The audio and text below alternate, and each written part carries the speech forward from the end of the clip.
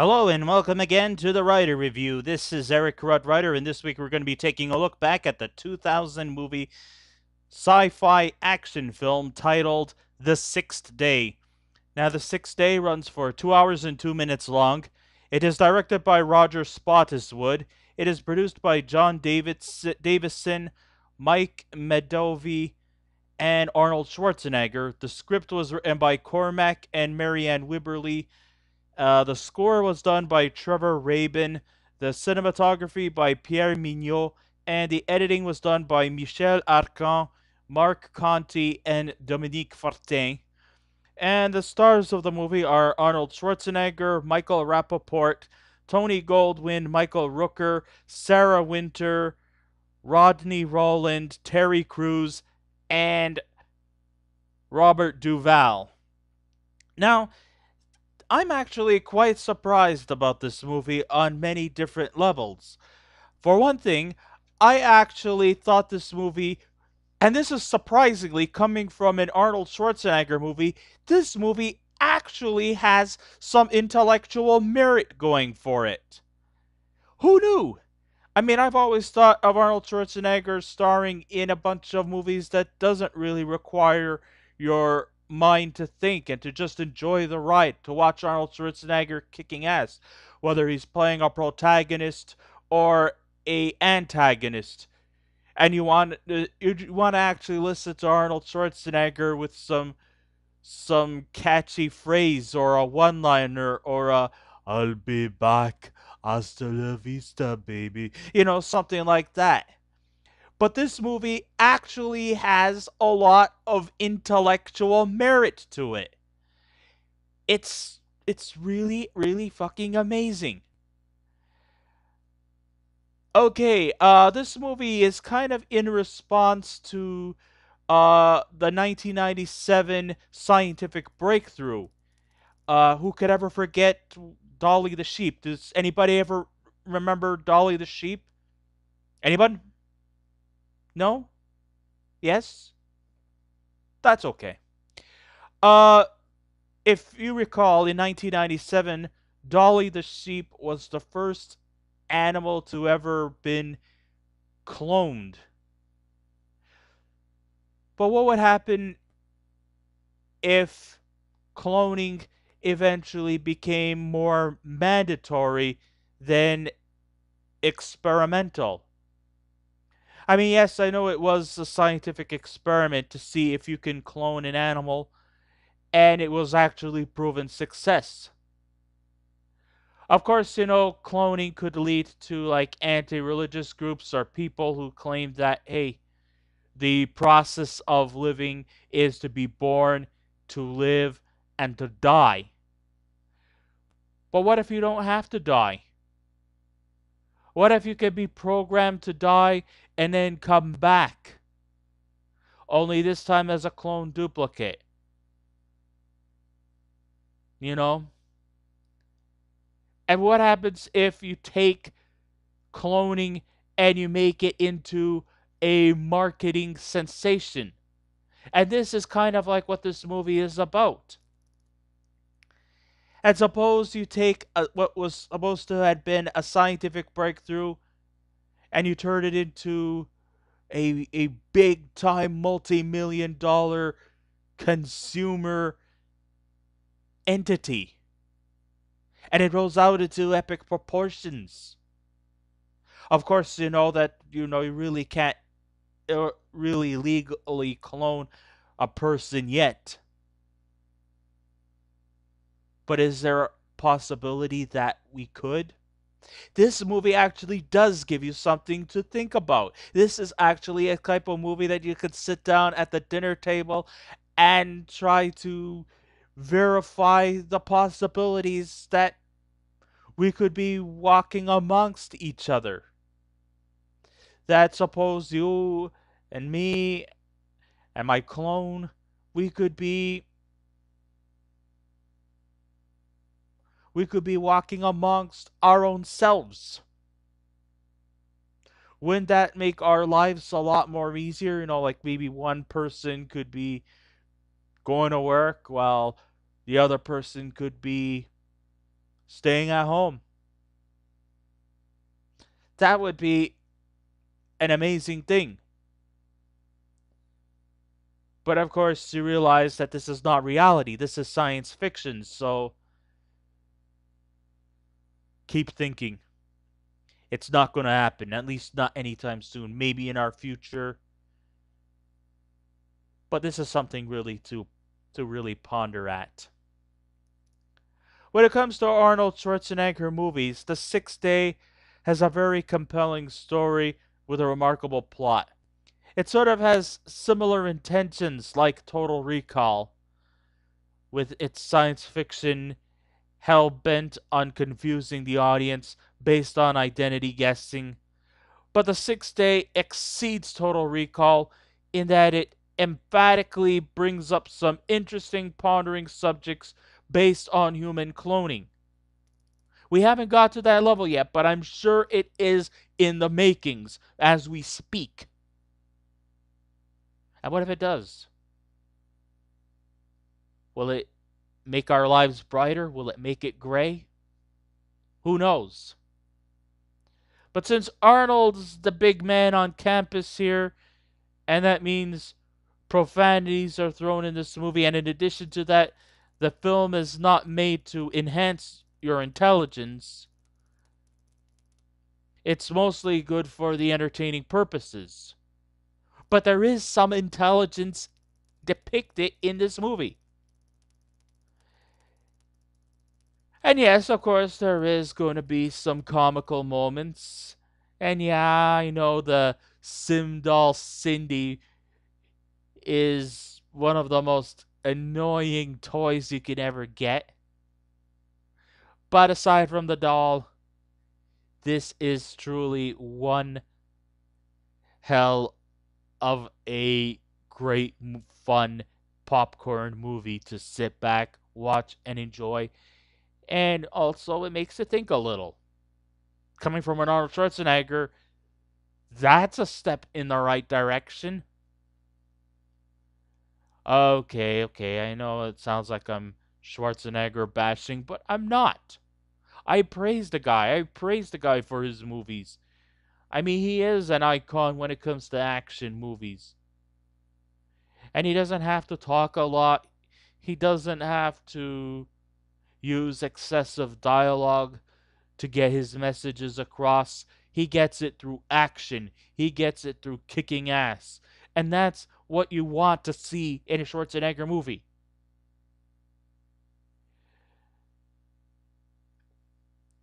But the script does off, even though the script may offer nothing new as we know, all along, who's the real Adam Gibson, played by Arnold Schwarzenegger, and who's the cloned replica? But the subplots are quite riveting enough to keep its viewer glued to their seats, and this truly what makes this movie all the more fascinating. We're not here to fully make ourselves smarter, but it does offer something to think about. It's a food for thought kind of movie. I'm not going to say it's the most intellectually challenging film, but it really, really has that integrity to make us think what our future beholds. Directed by Roger Spottiswoode, he hits the chords perfectly with action and drama and pacing as well as some comedy that comes across very well in terms of execution.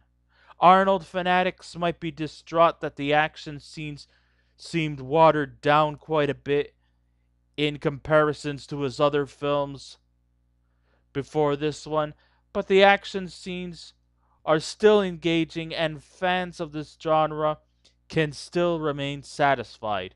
Now, the story goes a little something like this. Arnold Schwarzenegger plays the role of Adam Gibson. He's a chartered pilot. Um, he has a friend. His name is Hank Morgan, played by Michael Rappaport. I'm never really a huge fan of Michael Rappaport. I've always found him to be kind of a bit on the annoying side, even though it seems like he always seems to play off this kind of comic relief, or when he, you know, and they're supposed to go on a ski trip, but before they could go on some kind of a ski trip, they have to take a certain eye exam. Now, Adam Gibson, as you all know, he's a family guy. He's got a wife, he's got a daughter, and they have a pet dog named Oliver. Um, when there was sad news that came about, we hear that his daughter's dog Oliver had sadly passed away, and they were thinking of the possibility of cloning Oliver so that they could sort of cover up his daughter's sadness. He doesn't want his daughter to be sad. Oh, by the way, I think it was also his birthday too. So, he was supposed to go for some kind of a surprise party or something. And I guess in replace of Oliver, he decides to purchase Sim doll Cindy for his daughter so that, she could not have to be like in total grief, because he doesn't believe in cloning. He believes that because Oliver is dead, he lived his life, he should just stay dead. And that's fine. That's commendable. I mean, hey, everyone dies. Everyone's going to die. We're not going to be around forever. And he just doesn't believe that cloning is a natural way of life. He still has, thoughts of morality, whereas everybody just seems like, hey, cloning is a good way to go through. And if you defy death, you're considered a heathen or an atheist. Okay, so here's where we get to the meat.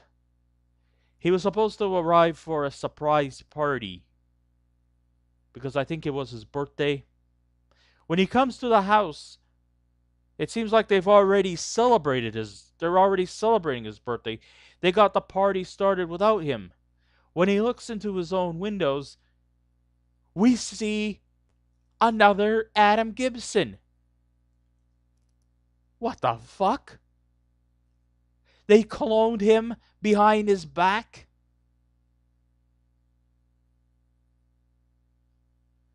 Suddenly, a group of assassins start to show up at his door, and they try to kill the real Adam Gibson.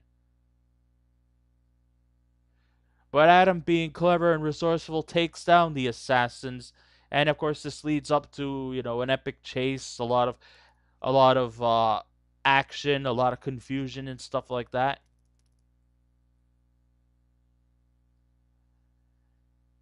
And eventually, it's up to Adam to find out who is behind all this cloning and who are these people who are plotting to kill him. Of course, he has to go through these assassins. He has to go through a lot of espionage.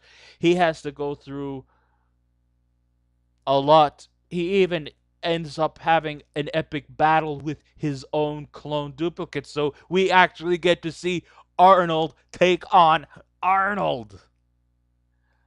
I mean, yeah, it was pretty fun and exciting. Of course, he and his clone eventually do put their differences aside and all that. Um, but it all works out to good effects. I thought that the writing was smart, thanks to the script from Cormac and Marion Weberly. The editing was also well executed. And yes, the cinematography does look good. It doesn't make the future look like a sad, drab, dystopian society. It actually has a future that kind of looks glorious. I mean, a lot of people in a lot of movies, the future is often looked and depicted as a sad, cold, dark place. But in this movie, this future doesn't look depressing. In fact, it looks quite glorious. And it doesn't look as drab or it doesn't look as cynical as a lot of movies that deal with the future, where it looks like the human population is at its wits' end and that everything seems to be shutting down. We don't get any of that. And for that, I gotta say that the cinematography was definitely a nice change in pace. Okay, let's talk about the performers here. Once again, Arnold Schwarzenegger, he does what he does best. In fact, I kind of liked this kind of more lighthearted approach from Arnold Schwarzenegger. He really, really nailed it.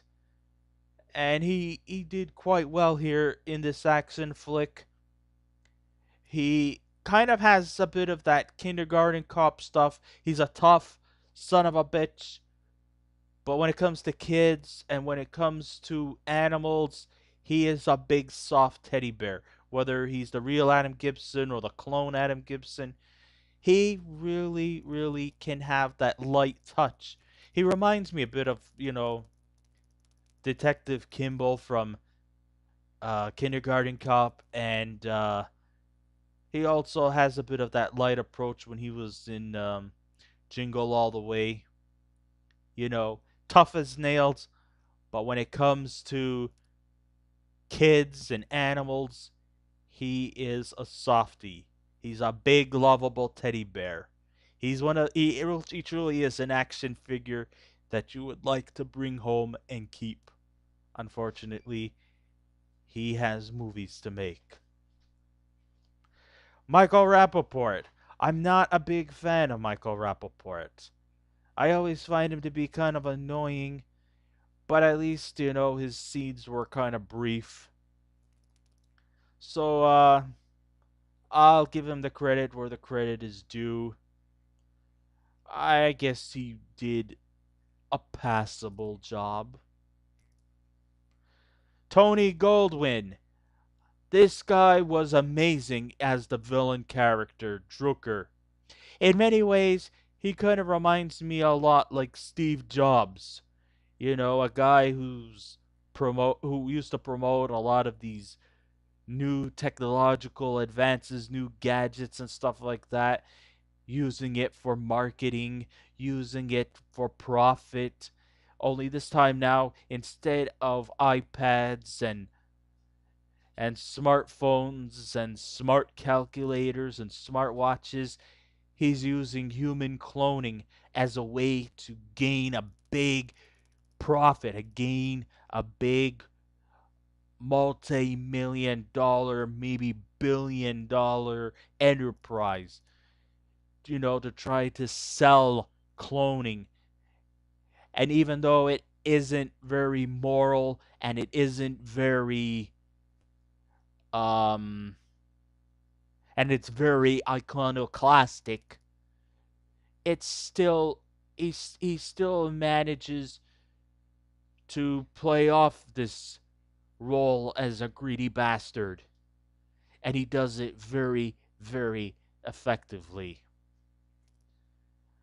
Um, and then of course, who can forget the assassins, the characters who played the assassins? They were also pretty good too. Sarah Wynter, Rodney, Rowland, and Terry Crews. They also really played off, the right hand men for um for Drucker, the guys who are hired to kill Gibson. But I think the real treat in this movie, and I think whenever he appears in a movie, it's always 10 times better. I'm talking about Robert Duvall. Robert Duvall really shines here in this role as the bewildered scientist who managed to know how to clone a person, and he didn't actually knew. He was kind of like bewildered to the fact that what was supposed to be used for scientific experiments took its toll to a much more higher, more diabolical level as a means of exploitation, as a means of profitable gain.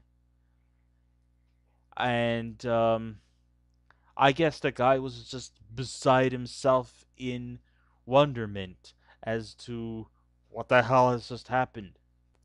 He didn't really ever anticipate it that his what was supposed to be a medical breakthrough turned out to be a profitable capitalization.